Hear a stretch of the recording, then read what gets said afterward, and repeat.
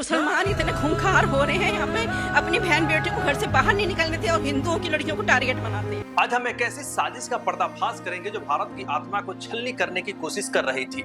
यह कहानी है जलालुद्दीन जलान उर्फ छांगुर बाबा की, जिसने एक विशाल धर्मांतरण नेटवर्क खड़ा किया था। एक ऐसा नेटवर्क जिसके तार पाकिस्तान, सऊदी अरब, दुबई और तुर्की से जुड़ा हुआ था।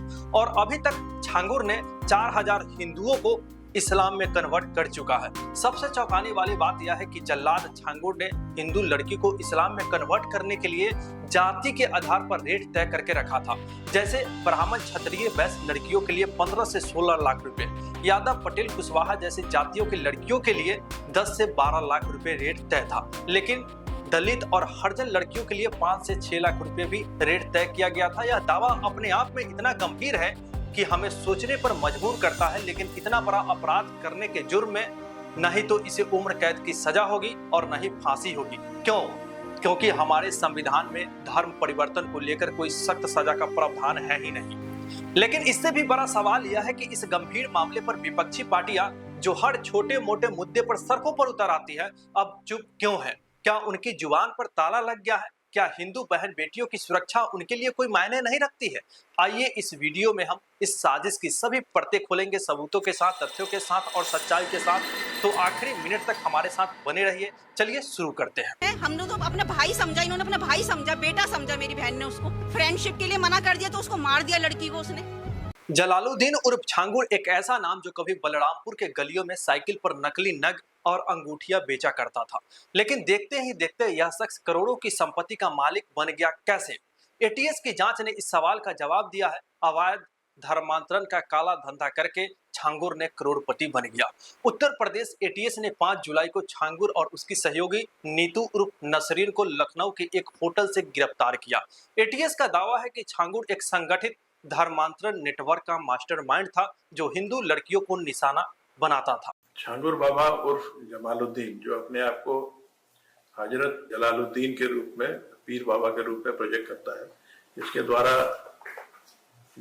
जनपद बलरामपुर के कस्बा उतरौला में एक कन्वर्जन के बड़े नेटवर्क चलाए जाने की बात प्रकाश में आई। और उसके 3 बीघे की आलीशान कोठी, जिसमें 70 कमरे थे, विदेशी नस्ल के घोड़े थे और जर्मन शेफर्ड कुत्ते थे, और इसमें तमाम तरह की लग्जरी सुविधाएं थे। इस काले साम्राज्य का मुख्यालय भी यही था। लेकिन सवाल यह है कि एक साधारण सा व्यक्ति इतनी दौलत कैसे कमाया? जवाब है विदेशी फंडिंग और धर्मांतरण का धंधा करके। दोस्तों, एटीएस की जांच में खुलासा हुआ है कि छांगुर ने 15 साल से ज्यादा समय तक गरीबों, मजबूरों, हिंदू लड़कियों को लालच, धोखे और ब्लैकमेलिंग के जरिए धर्म परिवर्तन करवाता रहा है। छांगुर का नेटवर्क कोई छोटा मोटा गैंग नहीं है। यह एक सुनियोजित साजिश थी जो बलरामपुर से शुरू होकर भारत के सभी राज्यों और नेपाल की सीमा तक फैली थी। यह नेटवर्क इतना खतरनाक था कि भारत की सामाजिक और सांस्कृतिक एकता को तोड़ने की कोशिश कर रहा था। छांगुर और उसके गुर्गे गरीब, अशिक्षित और जरूरतमंद लोगों को निशाना बनाया करते थे। पैसे, नौकरी या शादी का झांसा देकर उन्हें जाल में फंसाया जाता था। एटीएस के मुताबिक छांगुर का गैंग हिंदू लड़कियों को प्रेम जाल में फंसाकर उसका धर्म परिवर्तन करवाता था। एक प्रीत ने कैमरे पर खुलासा किया है कि उसकी मुलाकात एक लड़के से हुई जिसने खुद को हिंदू बताया। बाद में पता चला कि वह लड़का पूरी तरह से मुसलमान है। आमिर एक मोमडन लड़का है, मुस्लिम लड़का है। ये पहले रहता था, हमारी गली में रहता था ये। और इसका मतलब कि इसकी बहनों ने मेरी फ्रेंडशिप कर ली पहले मुझसे। फिर इसने अपने भाई से मेरी फ्रेंडशिप करवाना चालू कर दिया। ये लोग मुझे धीरे धीरे मेरे घर पे आते जाते थे और अपने घर पर बुलाते थे। इन लोगों ने मेरे साथ क्या करा, मुझे 1 महीने बाद ये लोग मौलाना पर लेके गए। अच्छा, मौलाना के पास? हाँ जी, उसमें मतलब उधर से मुझे इन्होंने तावीज वगैरह दिए और धर्म परिवर्तन का प्रेशराइज करने लग गए। एटीएस ने ये भी खुलासा किया है कि छांगुर ने सीजर ए तैवा नाम की किताब छपवाई थी, जिसके जरिए वह इस्लाम का प्रचार करता था और हिंदू धर्म को पाखंड बताकर लोगों का ब्रेन वॉश किया करता था। यह साजिश सिर्फ धर्मांतरण तक सीमित नहीं था, यह भारत की डेमोग्राफी और एकता को बदलने की कोशिश थी। अब बात करते हैं इस नेटवर्क के पैसे की स्रोत की। एटीएस और ईडी के जांच में खुलासा हुआ है कि छांगुर के 40 बैंक खातों में 100 करोड़ रुपए की विदेशी फंडिंग आई है और यह पैसा पाकिस्तान, सऊदी अरब, दुबई और तुर्की जैसे देशों से आया है। एक पीड़िता ने दावा किया है कि यह नेटवर्क 40 साल से चला रहा था। और इसका मकसद एक इस्लामिक स्टेट बनाना है। लेकिन यह सवाल उठता है, इतनी भारी फंडिंग का मकसद क्या है? छांगुर की सहयोगी नीतू उर्फ नसरीन, जो पहले एक सिंधी परिवार से थी, उसने दुबई में अपना धर्म परिवर्तन की थी। नीतू के पिता आज भी दुबई में कबाड़ का कारोबार चलाते हैं, जो इस कनेक्शन की जांच चल रही है। और छांगुर ने अपने बेटे महबूब को भी फंडिंग के लेन देन की जिम्मेदारियां सौंपी थी। सबसे खतरनाक बात यह है कि छांगुर ने हजारों मुस्लिम लड़कों को भगवा वस्त्र पहनाकर हिंदू लड़कियों को फंसाने की ट्रेनिंग देता था। लेकिन यह सवाल उठता है कि क्या हमारी सांस्कृतिक पहचान को निशाना बनाया जा रहा है? उत्तर प्रदेश सरकार और सीएम योगी आदित्यनाथ ने इस साजिश के खिलाफ कड़ा रुख अपनाया है। 9 और 10 जुलाई को बलरामपुर में छांगुर की लगभग 3 से 5 करोड़ की आलीशान कोठी पर 8 से 10 बुलडोजर ने कार्रवाई की और उसे ध्वस्त कर दिया। यह कोठी नीतू उर्फ नसरीन के नाम पर थी और धर्मांतरण नेटवर्क का यह बहुत बड़ी हिस्सा थी। दोस्तों, अब इस पीड़ित महिला को आप सुनिए, जिसने 2019 में छांगुर से मिली थी। एक लड़का जो अपना नाम अमित बताकर मिलता था, वो बाद में अबू अंसारी निकला। जिसमें मेरे पास जो आया था लड़का, उसका नाम अमित था। उसका असली नाम था अबू आमिर अंसारी। उसने अपने आप को अमित इंट्रोड्यूस किया था और अमित की पूरी फैमिली मुझसे मिली थी। उसकी पूरी फैमिली हिंदू इंट्रोड्यूस करके मिली थी मुझसे। छांगुर पीर बाबा से मेरी वर्ष 2019 में मुलाकात हुई थी चांदौलिया दरगाह में, जहाँ पे मैं गई थी। वहाँ का माहौल ही बड़ा अजीब था। वहाँ सिर्फ महिलाएं थी, उनका ब्रेन वॉश किया जा रहा था, उनको डाइवर्ट किया जा रहा था। क्योंकि मैं इस परिवार के बीच में रही हूँ, तो ये जो रेट लिस्ट आप देख रहे हैं जारी हुई है, ये रेट लिस्ट मुझे वहीं से पता चली थी कि कैसे रेट तय होता है, किस तरह से इसको एग्जीक्यूट किया जाता है, कैसे फंडिंग आती है, हवाला के जरिए कैसे पैसा आता है।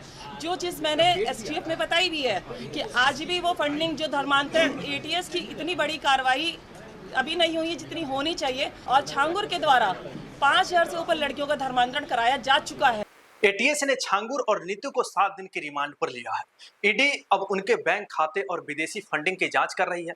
4 सरकारी अधिकारी, एक एडीएम, 2 सीओ और एक इंस्पेक्टर भी इस मामले में संलिप्त पाए गए हैं और उनके खिलाफ कार्रवाई की जा रही है। सोचिए दोस्तों, जो अधिकारी संविधान की शपथ लेते हैं कि हम अपने पद का दुरुपयोग नहीं करेंगे, हम समाज के लिए कार्य करेंगे, वो अधिकारी भी ऐसे मामलों को अंजाम दे रहे हैं।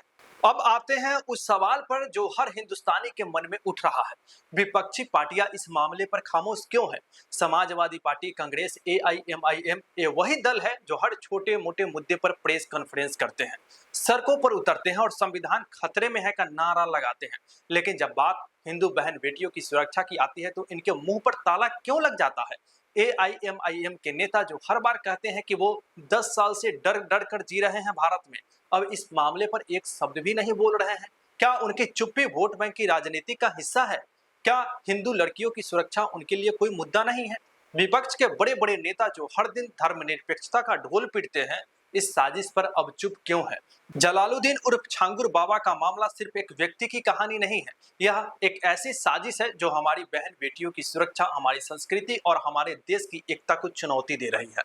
एटीएस और ईडी की जांच ने इस नेटवर्क की कई परतें खोली है, लेकिन अभी और कई सच्चाई आना अभी बाकी है। हमारे पीछे इतने आदमी लगा के रखता है, हमें मंदिर नहीं जाने दिया जाता। कोई तो हमारी मदद कर दो प्लीज,